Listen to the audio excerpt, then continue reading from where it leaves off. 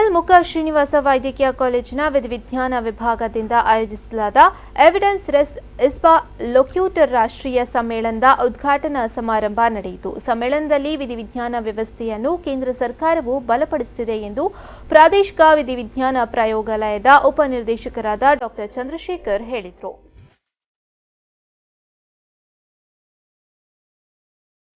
ಶ್ರೀನಿವಾಸ್ ಕಾಲೇಜಿನ forensic science ಮತ್ತು forensic medicine ವಿಭಾಗದ ವತಿಯಿಂದ ನಡೆದ ರಾಷ್ಟ್ರಮಟ್ಟದ ಸಮ್ಮೇಳನವನ್ನು ಎ ಶ್ಯಾಮರಾವ್ ಫೌಂಡೇಶನ್ ಅಧ್ಯಕ್ಷರಾದ ಸಿಎ ಎ ರಾಘವೇಂದ್ರ ರಾವ್ ಅವರು ದೀಪ ಬೆಳಗಿಸುವ ಮೂಲಕ ಉದ್ಘಾಟಿಸಿದರು.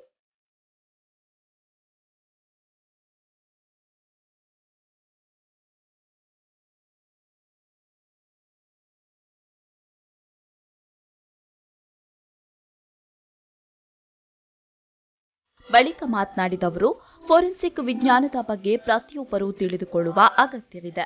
ವಿದ್ಯಾರ್ಥಿಗಳಿಗೆ ಇಂತಹ ಕಾರ್ಯಾಗಾರದಿಂದ ಇನ್ನಷ್ಟು ಮಾಹಿತಿಗಳನ್ನು ತಿಳಿದುಕೊಳ್ಳಲು ಸಾಧ್ಯ. ವೈದ್ಯಕೀಯ ಕ್ಷೇತ್ರದಲ್ಲಿ ಹೆಚ್ಚಿನ ಸಂಶೋಧನೆಗೆ ಉತ್ತೇಜನ ನೀಡಲಾಗುವುದು ಅಂತ ಹೇಳಿದರು.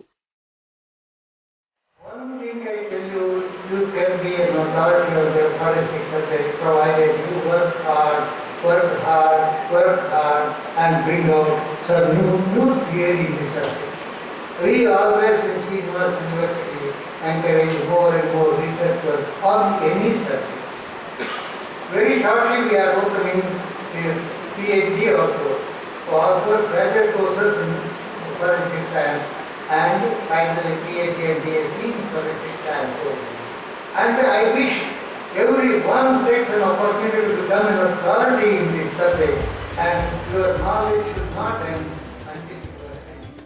ಅನಂತರ ಎ ಶ್ಯಾಮರಾವ್ ಫೌಂಡೇಶನ್ನ ಉಪಾಧ್ಯಕ್ಷರಾದ ಡಾ. ಎ ಶ್ರೀನಿವಾಸ್ ರಾವ್ ಅವರು ಮಾತನಾಡಿ, ಅಪರಾಧ ತನಿಖೆ ಮತ್ತು ಸಾಬೀತುಪಡಿಸುವಲ್ಲಿ ಫಾರೆನ್ಸಿಕ್ ಸೈನ್ಸ್ ಹೆಚ್ಚಿನ ಪಾತ್ರ ವಹಿಸುತ್ತೆ ಅಂತ ಹೇಳಿದರು.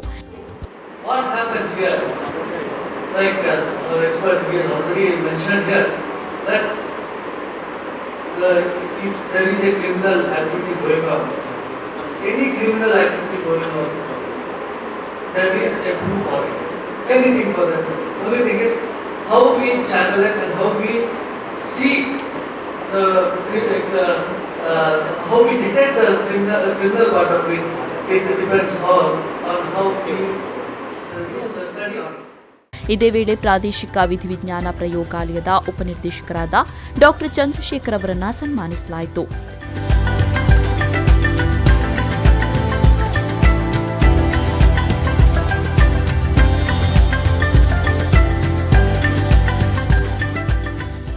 ಬಳಿಕ ಮಾತನಾಡಿದ ಅವರು, ಮಹಿಳಾ ದೌರ್ಜನ್ಯ ಮತ್ತು ಬಾಲಕಿಯರ ಮೇಲಾಗ್ತಾ ಇರುವ ಅತ್ಯಾಚಾರ ಪ್ರಕರಣಗಳಲ್ಲಿ ತಪ್ಪಿತಸ್ಥರಿಗೆ ಶಿಕ್ಷೆ ನೀಡಲು ಕೇಂದ್ರ ಸರ್ಕಾರವು ದೇಶದಲ್ಲಿ ವಿಧಿವಿಜ್ಞಾನ ವ್ಯವಸ್ಥೆಯನ್ನು ಬಲಪಡಿಸುತ್ತಾ ಇದೆ. ದೇಶದಲ್ಲಿ ಸಂಭವಿಸಿದ ಬಹಳಷ್ಟು ಫೋಕ್ಸೋ ಪ್ರಕರಣಗಳನ್ನು ವಿಧಿವಿಜ್ಞಾನ ವಿಭಾಗದ ಸಾಕ್ಷ್ಯಾಧಾರಗಳ ಮೇಲೆ ತಪ್ಪಿತಸ್ಥರಿಗೆ ಶಿಕ್ಷೆಯಾಗ್ತಾ ಇದೆ. ದೇಶದ ಎಲ್ಲಾ ರಾಜ್ಯ ಮತ್ತು ಕೇಂದ್ರಾಡಳಿತ ಪ್ರದೇಶಗಳಲ್ಲಿ ವಿಧಿವಿಜ್ಞಾನ ಕೇಂದ್ರಗಳನ್ನು ತೆರೆಯಲು ಸರ್ಕಾರ ಕ್ರಮ ಕೈಗೊಂಡಿದೆ. ಮಾತ್ರವಲ್ಲದೆ ಒಂದು ಕೇಂದ್ರೀಯ ಮತ್ತು 8 ರಾಜ್ಯ ಫಾರೆನ್ಸಿಕ್ ವಿಶ್ವವಿದ್ಯಾಲಯಗಳ ಸ್ಥಾಪನೆ ಮಾಡಲಾಗುವುದು ಎಂದು ಸರ್ಕಾರ ಪ್ರಕಟಿಸಿದೆ ಅಂತ ಹೇಳಿದರು.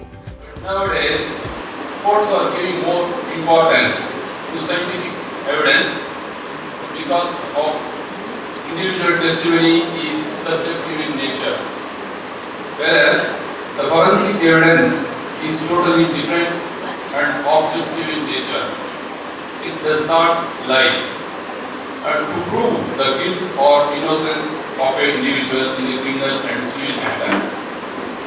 Friends, forensic science can be used to link crimes, criminals and place of crime. ಅಪರಾಧ ಪತ್ತೆಯಲ್ಲಿ ವಿಧಿವಿಜ್ಞಾನದ ಪಾತ್ರ ಎಂಬ ಬಗ್ಗೆ ರೋಶನಿ ನಿಲಯ ಕ್ರಿಮಿನಾಲಜಿ ವಿಭಾಗದ ಮುಖ್ಯಸ್ಥರಾದ ಡಾ. ಸರಿತಾ ಡಿಸೋಜಾ ಅವರು ಉಪನ್ಯಾಸ ನೀಡಿದರು.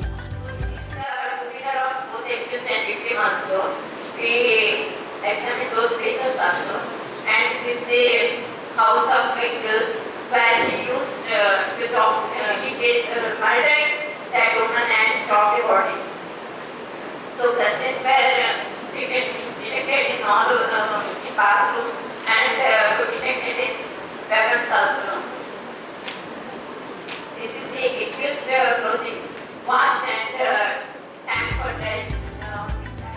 ಬೆಂಗಳೂರಿನ ಮೈಸೂರಿನಲ್ಲಿ ಇರುವ ಏಕಮಾತ್ರ ಡಿಎನ್ಎ ಪರೀಕ್ಷಾ ಕೇಂದ್ರದಿಂದಾಗಿ ವಿಶ್ಲೇಷಣಾ ವರದಿಗಳು ಬರುವಾಗ 1 ವರ್ಷಗಳಷ್ಟು ವಿಳಂಬವಾಗ್ತಾ ಇದೆ. ಆದ್ದರಿಂದ ರಾಜ್ಯದಲ್ಲಿ ಕನಿಷ್ಠ ಪ್ರಾದೇಶಿಕ ಡಿಎನ್ಎ ಪರೀಕ್ಷಾ ಕೇಂದ್ರಗಳನ್ನು ಆರಂಭಿಸಬೇಕಾಗಿದೆ. ಕೇವಲ ರಕ್ತ ಮಾದರಿ ಮೂಲಕ ನ್ಯಾಯಾಲಯದಲ್ಲಿ ಏನನ್ನೂ ಸಾಬೀತು ಮಾಡಲಾಗುವುದಿಲ್ಲ. ಡಿಎನ್ಎ ಅಪರಾಧ ಸಾಬೀತು ಮಾಡಲು ಉತ್ತಮ ವೈಜ್ಞಾನಿಕ ಸಾಕ್ಷ್ಯವಾಗಿದೆ ಎಂದು ಸುದ್ದಿಗೋಷ್ಠಿಯ ಸಂವಾದ ವೇಳೆ ವೈದ್ಯರು ಅಭಿಪ್ರಾಯಪಟ್ಟರು.